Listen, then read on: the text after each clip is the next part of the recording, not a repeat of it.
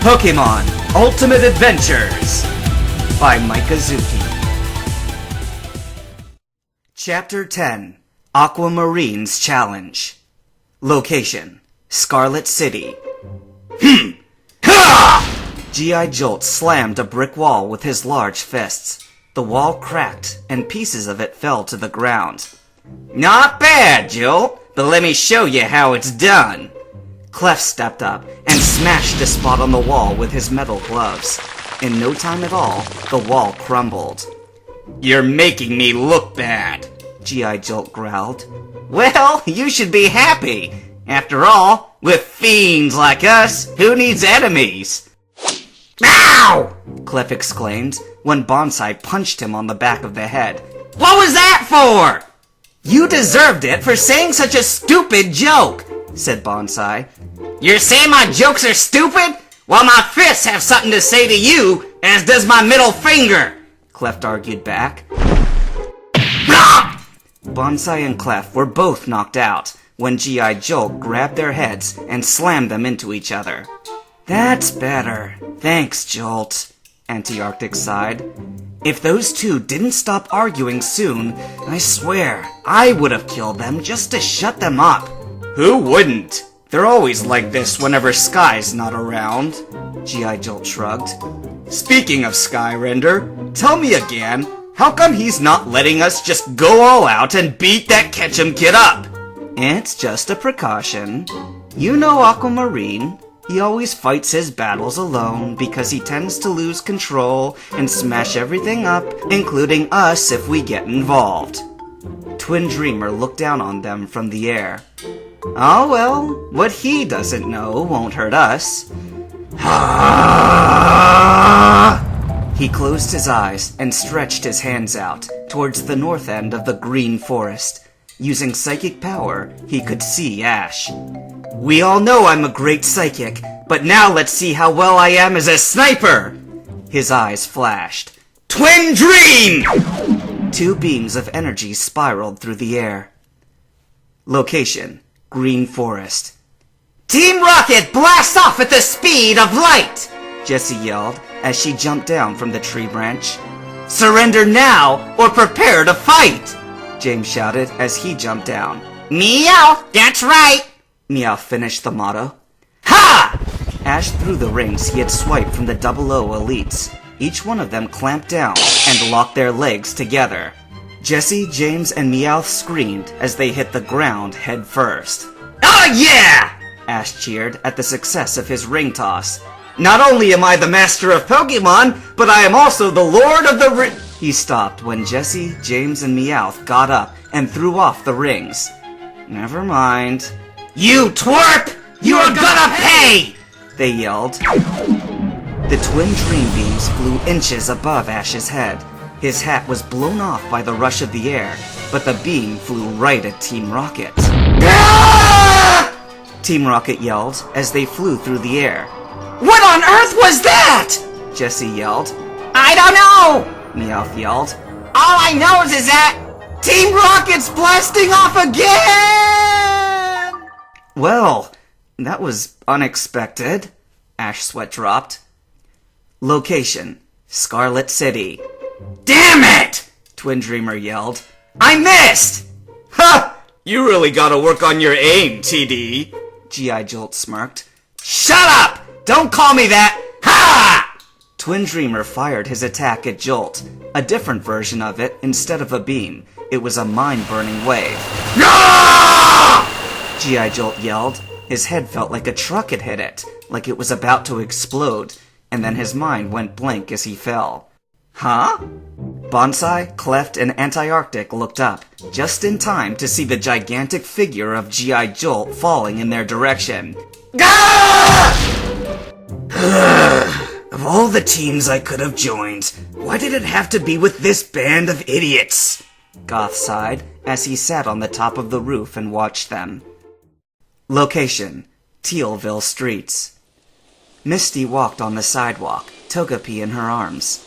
After that last incident with Doppelganger, Ash hadn't let her out of his sight, with a few exceptions. Ash was hiding behind a telephone booth. Make that halfway up the pole. there were a few people staring at him. Although he kept out of Misty's sight, total stealth wasn't one of his specialties. "No, there's no reason in particular I'm following her, Pikachu," said Ash. "Pika?" Pikachu said curiously, standing on Ash's shoulder. "For the last time, Pikachu, I am not stalking Misty!" Ash said angrily. "Catch you? Pika! I'm not hiding! Pikachu! I'm up here because it's fun to climb telephone poles! Pika! Pika!" Pikachu pointed downwards.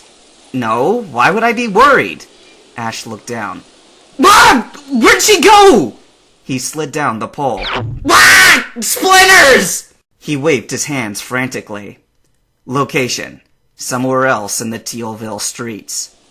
Misty walked down the streets, minding her own business, when she stopped. Ahead of her, there was a guy walking in her direction. He didn't seem to see her, but before he did, Misty ran into an alley. The guy had sleek blue hair and a dark blue t-shirt with a black vest and a silver chain around his neck. He also had a metal object slung across his back. The guy was about as old as her, but he was a little shorter than Brock. He wore black biking gloves, the same design as Ash's, but these ones had studs on the back of the hands. The guy walked right past her, and Misty sighed in relief. "Ah, good. He didn't see me," she sighed. "How did he know where to find me? Oh well, that doesn't matter, just as long as he doesn't see me. Ugh, this is gonna give Ash some trouble." "Give me what kind of trouble?" asked Ash, appearing right next to her. "Wah!" Misty jumped. "Ash, don't do that!" She punched Ash over the head. "Ow!" He sweat-dropped. "What kind of trouble?" "Well, Ash, it's like this." What? Ash exclaimed. "Boyfriend? I already told you! He may have a crush on me, but he is not my boyfriend!" Misty said angrily. "That guy is so annoying! The more I hate him, the more he loves me! The main reason I left Cerulean City was to get away from that idiot! Unfortunately, he's not just a regular idiot, he's a persistent idiot. Are you even listening?" Ash's eye was twitching. "Boyfriend. She has a boyfriend. She has a boyfriend. Will you snap out of it?" Misty slammed him with a mallet. "I just told you, I really hate that guy. He thinks he could impress me by being a strong trainer. That didn't impress me. I've never liked him and never will."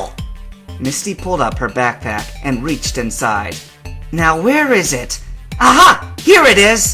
Misty tossed aside the dinky little wooden mallet and pulled out a gigantic sledgehammer. "I've been saving this one since the start of my journey, in case that moron ever shows up again. This hammer can bust up diamonds as if they were made of glass. Now, if that loser starts stalking me again, I can just bash his head." "So, you're saying you never kissed or anything?" Ash asked nervously. "You haven't even been listening!" Misty shouted after she'd bashed Ash's head with the diamond-busting hammer. "There's no way I'm gonna waste my first kiss on him! To me, the first kiss is just as valuable as my virginity." Misty stopped and checked to see if Ash was finally listening. To her relief, yes. "Anyway, after I slapped him with that first restraining order, I quickly left Cerulean City to go on my journey. But chances are, he also decided to go on a journey of his own.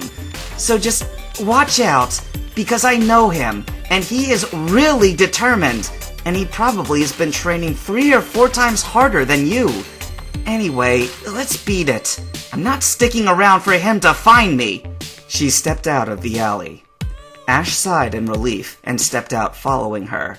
What they didn't know was that AAMRN, who was also second strongest of the super fiends, was standing right on the rooftops, watching them. I didn't hear what they said, but that guy, acting so familiar around her, just who does he think he is? Wait a second. AAMRN looked through a pair of binoculars. He could see Ash's face clearly. "That's Ash Ketchum!" he spoke, looking through the binoculars.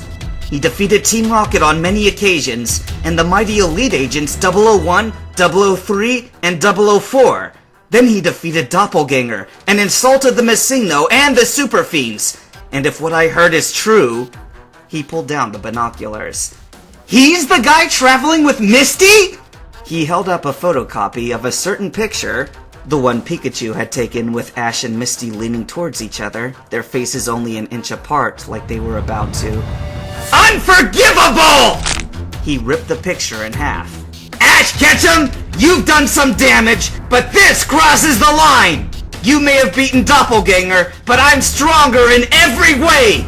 Ash Ketchum, I'm going to kill you! He crushed the binoculars to pieces. As he dropped them, he sighed. Ugh, I've got to stop doing that. This is how I lost my cell phone, my Pokédex, my Game Boy, and this is why I have to get up to change channels.